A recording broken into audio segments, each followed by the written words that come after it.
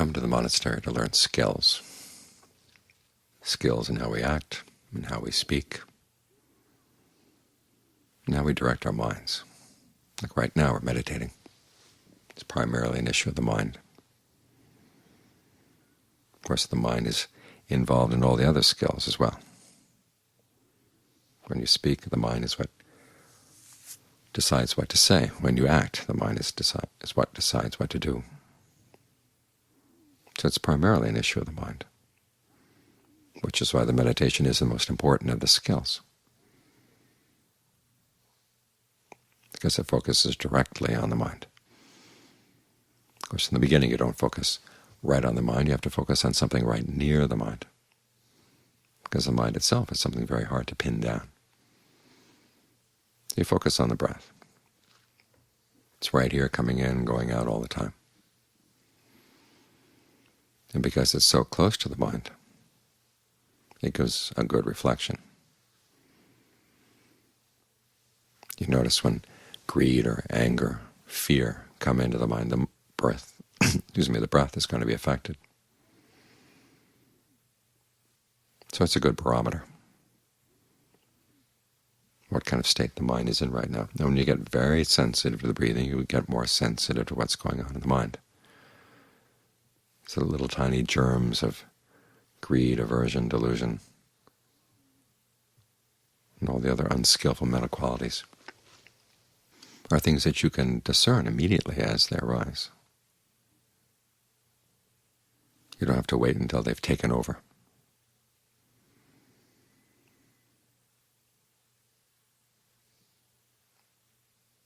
And so a lot of the skills that we master here are focused on the breath. How to get sensitive to how you feel the breath, where you feel the breath, what kind of breathing feels good, what kind of breathing feels good and is good for the body, what kind of breathing may feel good for a while but is not so good for the body. These are things you have to learn how to observe. And so while we're here focusing on the breath, you want to put aside all other concerns. What you're going to do tomorrow, what you did today. Just let those issues fall away.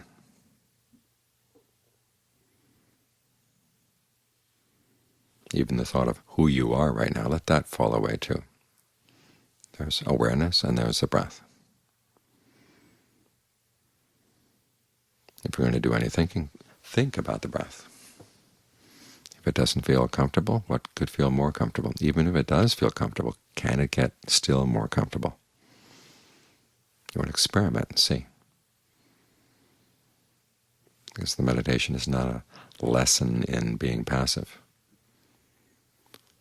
It's a lesson in being observant,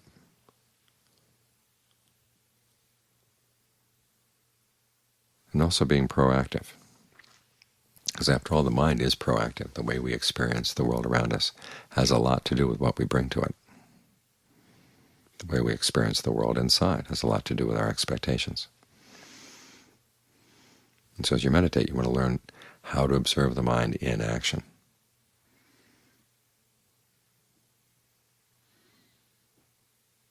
In fact, everything the Buddha teaches is about action.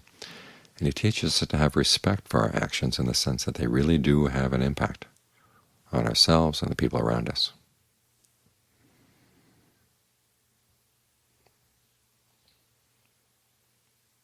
So you have to respect the power of your choices.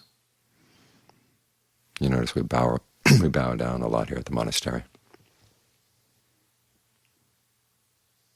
And it's to induce an attitude of respect, because after all, the Buddha teaches us to respect something within ourselves that is worthy of respect, our desire for true happiness, the desire not to settle for what the world is trying to sell us. We want something better than that, better both in the sense that the happiness goes deeper into the mind, and in the sense that it doesn't have any harm, doesn't cause any harm to ourselves, doesn't cause any harm to other people. It's called a noble happiness. That's the desire that should be respected. And it's something that we have to learn how to keep going within ourselves, because the world isn't going to do it for us.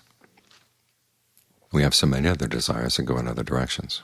And John Lee points out that in a lot of ways the Buddha is a lot more concerned with our happiness than we are.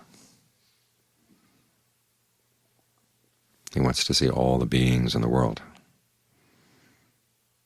attain true happiness. And if he could have done it for them, he would have. He was that kind of person. But it's something that each of us has to do for him or herself alone. And yet you look at the way we treat our actions, it's almost like they're throwaway. Treat our desire for true happiness, it's almost like we throw that away too. And part of it is because of outside influences, and part of it is because there's that part of the mind that is so prey to outside influences.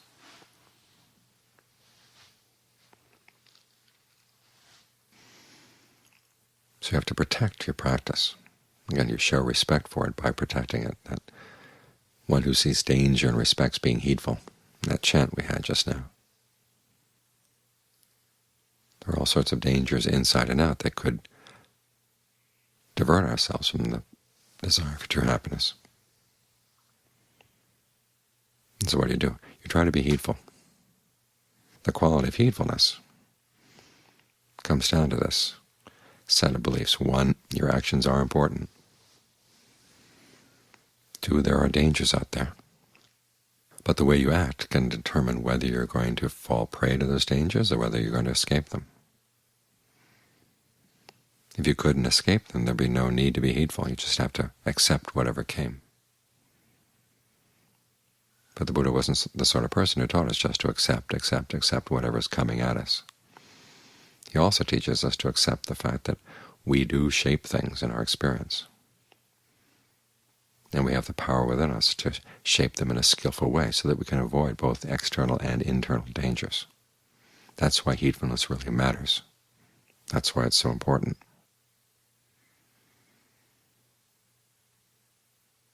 So there are many layers of skill here that we're practicing. 1 is the meditation itself. 2 covers the activities in our daily lives that can either help the meditation or hinder the meditation.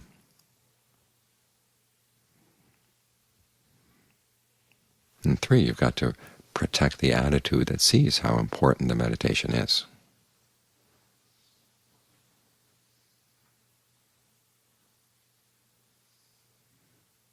And a careless attitude, say, well, I know better than this, or I can do without this.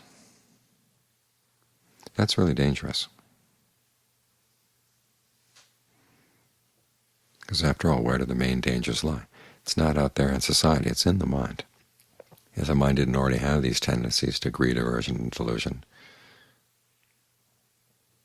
the outside world wouldn't have any effect on it.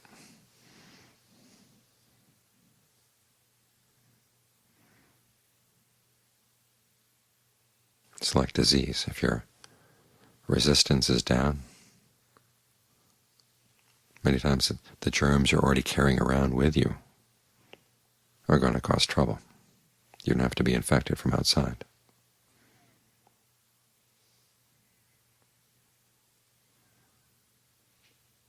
So respect is this protective shell that you put around your practice, not the shell in which you hide away from the world. It's more like a force field. You can go out into the world, and if your protective shell is good, you can see things and listen to things and hear things all around you, engage in the world. But it won't be able to make inroads on the mind, because you want to keep respecting this desire to find true happiness. No one else is going to respect it for you. No one else is going to protect it for you.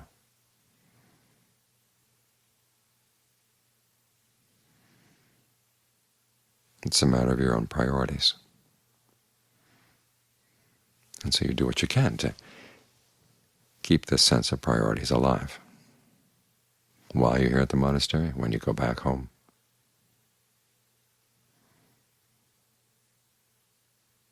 It's not the case that true happiness matters here and doesn't matter outside. It matters everywhere. It's just that the world, it can be very pressing. can be very insistent. You've got to do this, you've got to do that, you've got to pay attention to this, you've got to please these people.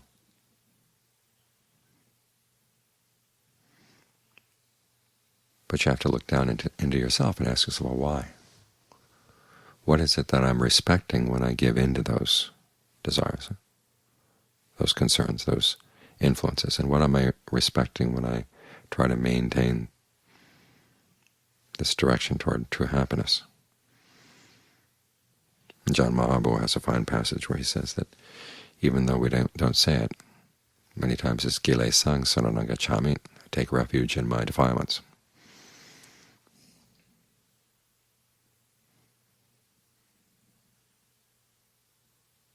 So you have to ask yourself, to whom are you paying respect when you say something or do something or think something? In what direction are you training yourself? Sometimes we're training ourselves toward greed, aversion, delusion. We don't think of it as a training. But as we keep giving in to them, our actions keep going in that direction, the mind will get trained in that direction.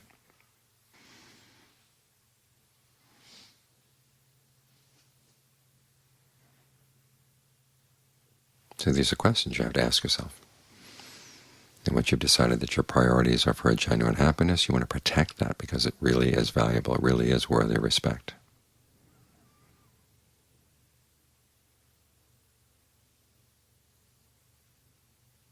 Because it's only through that desire that you can find the happiness that causes no harm to yourself, no harm to anybody else, and really is worth all the effort that goes into it. A happiness like that is hard to find in this world. A path leading to that kind of happiness is hard to find in this world.